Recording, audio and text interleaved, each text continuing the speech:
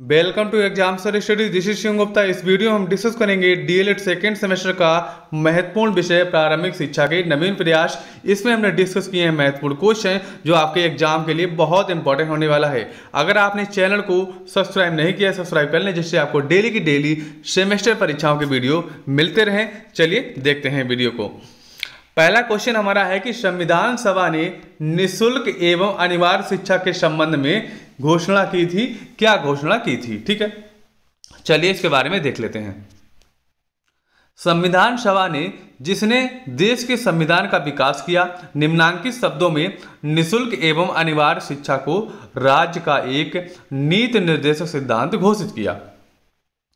राज्य इस संविधान के लागू किए जाने के समय से 10 वर्ष के अंदर सब बच्चों के लिए, जब तक वे 14 वर्ष की आयु पूर्ण नहीं कर लेंगे, निःशुल्क एवं अनिवार्य शिक्षा प्रदान करने की चेष्टा करेगा। ठीक है, यानी कि संविधान लागू कब किया गया था? 26 जनवरी 1950 को लागू किया गया था। ठीक है, उसमें हमारे बहुत सारे नियम बनाए गए। उसके साथ साथ जो नियम बनाए गए भैया, अनिवार्य शिक्षा का भी बनाया गया कि कोई भी जो बच्चा है शिक्षा से वंचित नहीं रहेगा।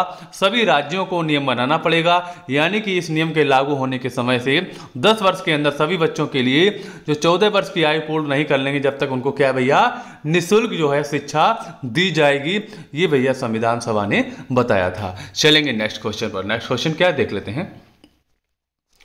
क्वेश्चन हमारा अगला है कि संयुक्त राष्ट्र संघ, ठीक है, यूएन की बात की जा रही है इसमें, द्वारा घोषित बच्चों के प्रमुख अधिकारों का वर्णन कीजिए। ठीक है, बच्चों के अधिकारों का वर्णन बताया है किसने? संयुक्त राष्ट्र संघ ने, जो एक हमारी वैश्विक संस्था है, यानी कि दुनिया की एक संस्था है जो हमारे बच्चों की बात की गई है। चलिए देख लेते हैं।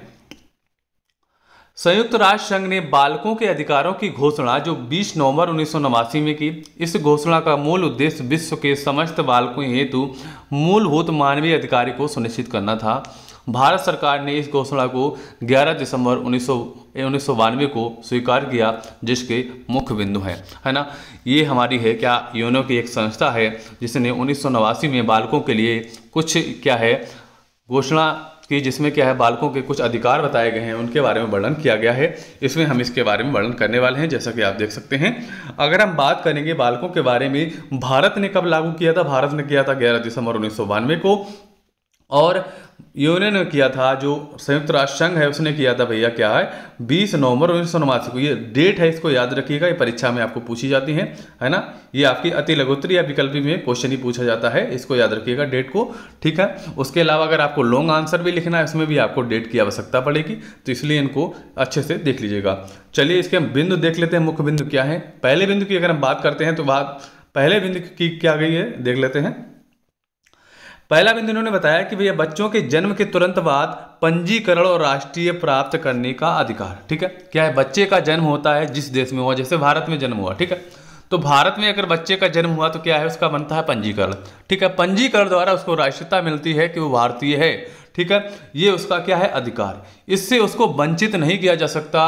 भारत सरकार ये नहीं कह सकती कि इसको हम अपनी नागरिकता नहीं देंगे, ये हमारे देश का बच्चा नहीं है, तो ये ऐसा कोई भी सरकार नकार नहीं सकती है। तो ये एक बच्चों का अधिकार है। चलिए नेक्स्ट पे चलते हैं। नेक्स्ट है कि प्रत्येक बच्चे की अपनी राष्ट्रीयता नाम एवं पारिवारिक नाम बनाए रखने का अधिकार। ठीक है, प्रत्येक बच्चे का क्या है अपनी राष्ट्रीयता, यानी कि अपना भारतीय घर है तो अपनी राष्ट्रीयता बनाए रखने का अधिकार है। ठीक है, अपना नाम बनाए रखने का अधिकार है।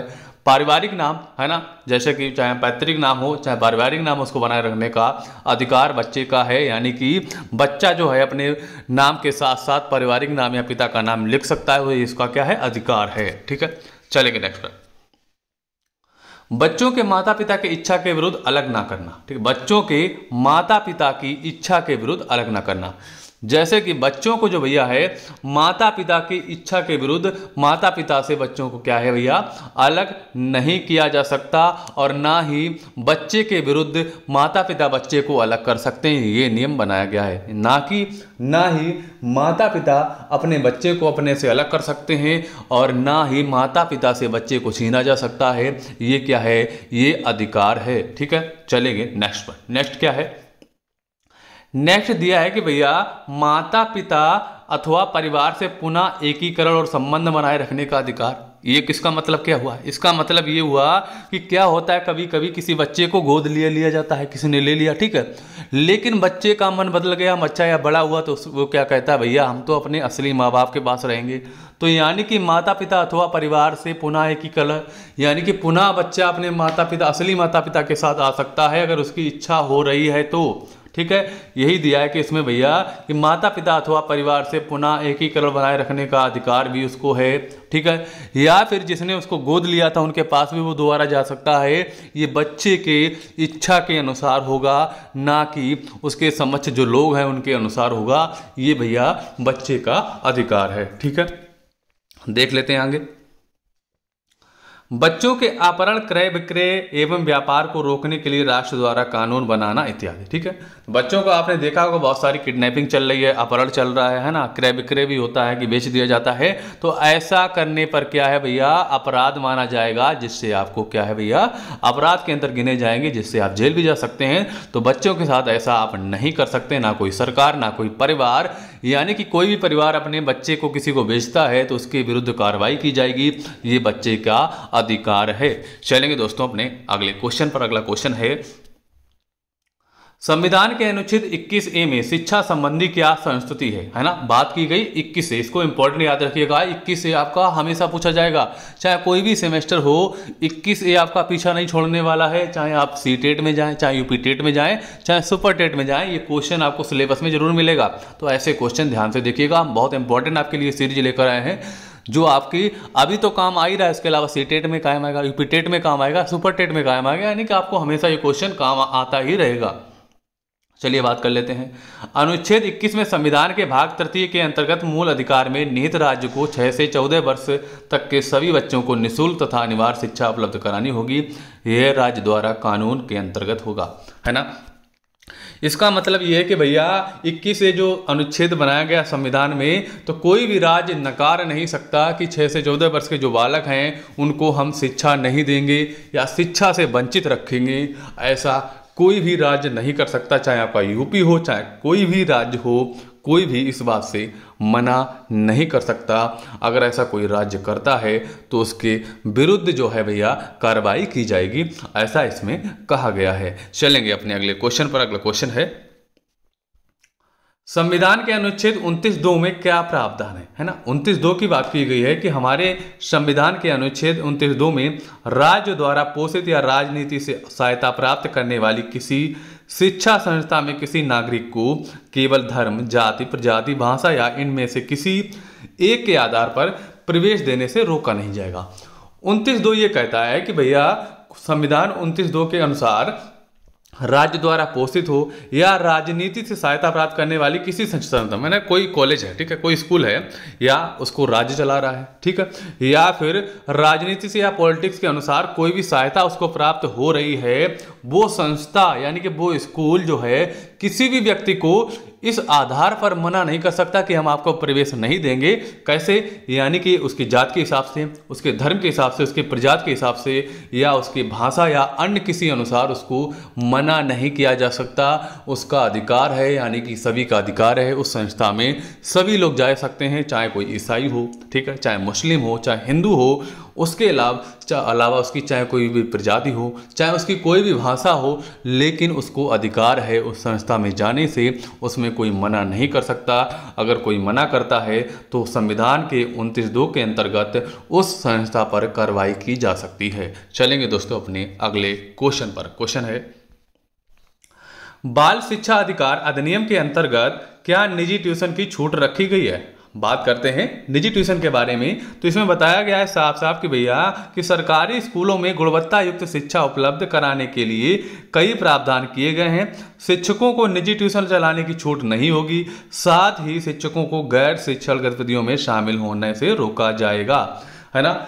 यानी कि इसमें साफ साफ कहा है कि सरकारी स्कूल जो है भैया उनमें अच्छी गुणवत्ता शिक्षा देने हेतु सरकार ये चाहती है कि कोई भी शिक्षक जो है कहीं ट्यूशन नहीं पढ़ाएगा, है ना। ट्यूशन अगर बाई चांस अगर पढ़ा रहे हैं, आप फ्री पढ़ा रहे हैं, उन्हीं बच्चों को पढ़ा रहे हैं जो आपके स्कूल में आ रहे हैं, तो वो आपके इसके अंतर्गत नहीं आता, प्रावधान के अंतर्गत। लेकिन आप कुछ धन की प्राप्ति की वजह से इधर उधर आप ट्यूशन पढ़ा रहे हैं और स्कूल में भी जा रहे हैं, इससे क्या आपके ऊपर कार्रवाई हो सकती है। जिससे ये भी होगा कि अगर आप ट्यूशन भी पढ़ा रहे हैं और स्कूल में भी जा रहे हैं, इसका मतलब है कि स्कूल के प्रति आप लापरवाही कर रहे हैं, अच्छी शिक्षा नहीं दे रहे हैं, गुणवत्ता युक्त शिक्षा नहीं दे रहे हैं, इसके लिए इसको मना किया गया है। उसके अलावा आप शिक्षकों को गैर शिक्षण गतिविधियों में शामिल होने से भी रोका जाएगा। आप अन्य जगह भी गैर शिक्षण गतिविधियों में भी नहीं जा सकते हैं, ये सरकार ने साफ साफ कहा है। ये आपका जो है शैक्षिक नियम कहता है। चलेंगे नेक्स्ट पर। नेक्स्ट क्वेश्चन आपका है, बहुत इंपॉर्टेंट है। कोलकाता मदरसा है, कहीं पे कलकत्ता मदरसा लिख के मिलेगा, है ना। कोलकाता मदरसा की स्थापना का उद्देश्य क्या था? अगर हम बात करते हैं, इसकी स्थापना अंग्रेजों के समय हुई थी, तो उनका उद्देश्य क्या था, इसके बारे में अगर हम बात करेंगे। कोलकाता मदरसा की स्थापना का मुख्य उद्देश्य इस्लाम धर्म तथा मुस्लिम कानून की शिक्षा देकर अंग्रेज न्यायाधीशों के लिए मुस्लिम सलाहकार तैयार करना था, है ना। हम बात करते हैं अंग्रेजों के बारे में। अंग्रेजों ने जो कुछ भी भारत में अच्छा करने की कोशिश की, तो सबसे पहले उनका मन क्या था, वो क्या चाहते थे, सबसे ज़्यादा उनको खुद का ही फ़ायदा लेना चाहते थे। तो यानी कि इनकी जो मदरसा की स्थापना उन्होंने की थी, इसलिए की थी कि जो उनके अंग्रेज न्यायाधीश थे, उनको मुस्लिम जो भैया नियम है उनके बारे में जानकारी नहीं थी, कानून के बारे में। तो उनका नियम क्या था, इनको पढ़ा देंगे और इनको सलाहकार रख लेंगे, जिससे क्या है कि न्यायाधीश को क्या है, सारी जानकारी मिलती रहेगी। यानी कि अंग्रेज जो थे भैया, भारतीयों को कभी भी कोई उच्च पद पर नहीं रखते थे। पद तो देते थे, कोई ना कोई सरकारी में पद मिलता था, लेकिन एक निचले पद पे देते थे, ना कि उच्च पद पर। ठीक है, चलेंगे नेक्स्ट पर। नेक्स्ट है कि बनारस संस्कृत विद्यालय की स्थापना का उद्देश्य क्या था। ये भी बिल्कुल सेम है, बस धर्म चेंज कर दिया उन्होंने।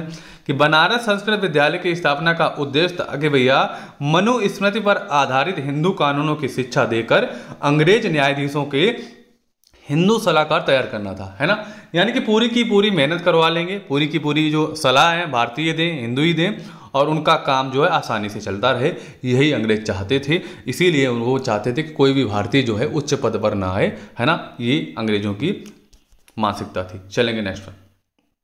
नेक्स्ट है कि माध्यमिक शिक्षा आयोग के अध्यक्ष कौन थे तथा इनकी जो इसकी नियुक्ति है कब हुई थी, है ना। बात करते हैं माध्यमिक शिक्षा आयोग के अध्यक्ष जो है भैया, बहुत इंपॉर्टेंट क्वेश्चन है, इसको याद रखिएगा। ये क्वेश्चन काफ़ी बार पूछा गया है। अगर हम बात करते हैं माध्यमिक शिक्षा आयोग के अध्यक्ष जो थे भैया, डॉक्टर लक्ष्मण स्वामी मुदालियर थे, है ना, जिसे मुदालियर आयोग भी कहते हैं। इसको हम मुदालियर आयोग भी कह सकते हैं।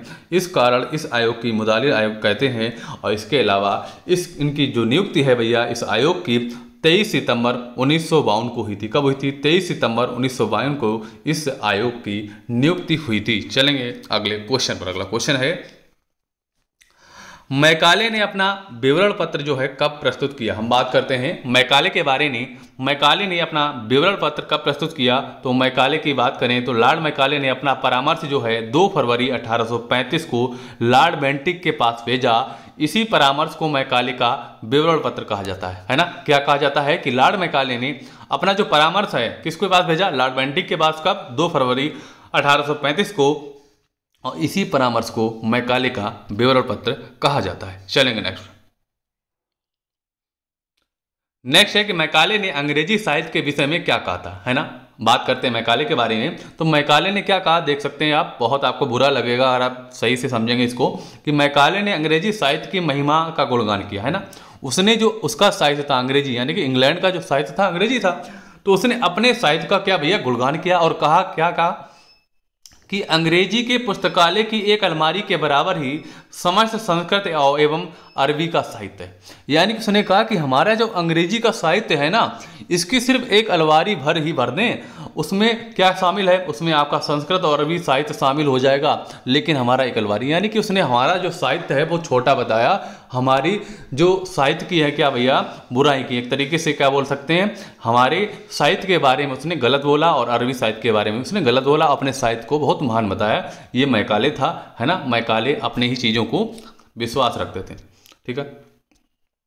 हंटर कमीशन की कब और किसने नियुक्त की थी? हंटर कमीशन की अगर बात करते हैं, ये भी बहुत इंपॉर्टेंट क्वेश्चन है। लॉर्ड रिपन ने भारतीय शिक्षा की समस्याओं को दूर करने तथा जनसाधारण की शिक्षा का प्रसार करने के लिए 1882 में भारतीय शिक्षा आयोग हंटर कमीशन की नियुक्ति की। कब की? 1882 में की। कब की भैया? 1882 में। कैसे की? देख सकते हैं।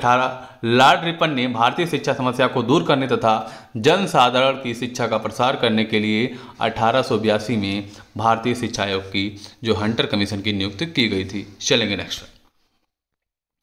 नेक्स्ट है कि भैया कि दादा भाई नौरोजी ने मैकाले के विषय में क्या लिखा, है ना। अभी आपने मैकाले के बारे में पढ़ा था, उन्हीं के बारे में दादा भाई नौरोजी ने बताया है कि दादा भाई नौरोजी ने मैकाले की प्रशंसा करते हुए कहा था कि मैकाले भारत की उन्नति करना चाहता था, उसके इरादे नेक थे। उसने हमारी संस्कृति पर जो आरोप लगाए थे, अभी आपने ऊपर पढ़ाया था आरोप क्या लगाए थे, उनको हमें उदारता पूर्वक लेना चाहिए, उसकी अज्ञानता के लिए हमें क्षमा करना चाहिए, है ना। क्योंकि भारतीय बहुत उदार हैं ना, हम लोग बहुत उदार हैं, यानी कि हम लोग किसी के बारे में इतना बुरा नहीं चाहते। देख सकते हैं आप दादा भाई नौरोजी ने क्या कहा था, ये क्वेश्चन आपका पूछा जाता है।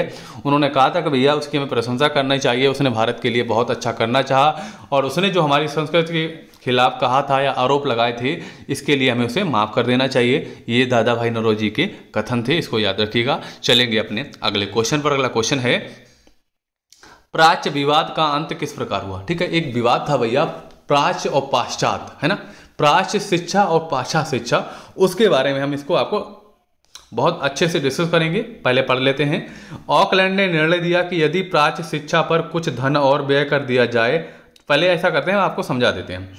सिस्टम यह है कि भैया अंग्रेज जो आए थे, हमारी जो शिक्षा पहले संस्कृति वगैरह हिंदी वगैरह जो कुछ भी पहले चल रही थी, ठीक है, पहले हमारी जो शिक्षा थी किस तरीके से होती थी कि भैया संस्कृत आधारित शिक्षा थी, है ना।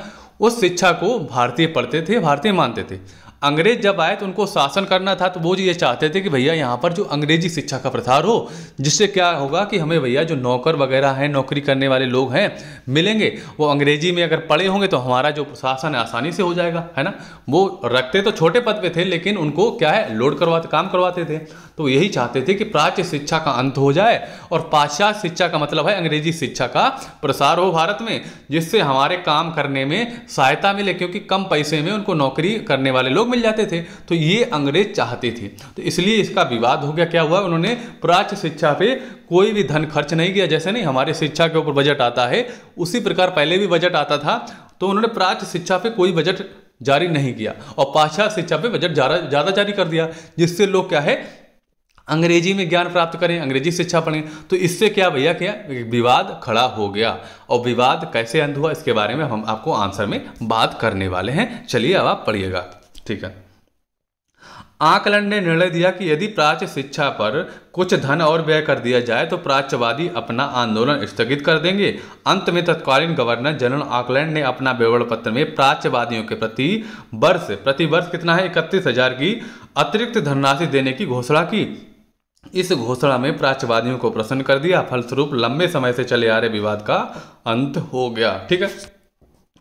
यानी कि विवाद जो चल रहा था, तो आकलैंड को समझ में आ गया कि भैया हमें क्या करना चाहिए कि हमें जो प्राच्य शिक्षा पे भी बजट जारी कर देना चाहिए। उस समय अगर बात करें 31,000 बहुत ज़्यादा पैसे होते हैं, ठीक है। उस समय 31,000 रुपये बजट में जारी किए प्रति वर्ष, यानी कि प्रति वर्ष जो है भैया प्राच्य शिक्षा के लिए जो भारतीयों की शिक्षा है उसके लिए 31,000 रुपये की धनराशि जारी की गई। जिससे क्या है कि भैया उनको जो विरोध प्रदर्शन कर रहे थे उनको ये सब कुछ अच्छा लगा, प्रसन्न हो गए। इससे क्या है भैया प्राच्य विवाद का अंत हो गया। जैसे हमने आपको डिटेल में बताया, अगर आप ऐसे इस तरीके से पेपर में जैसा मैंने स्टार्ट में बताया बाद में बताया, ऐसा आप लिख के अगर आ जाएंगे तो आपको पूरे के पूरे नंबर मिलेंगे। बस आप थोड़ा अच्छे से लिख के आइएगा हेडिंग बना के, है ना।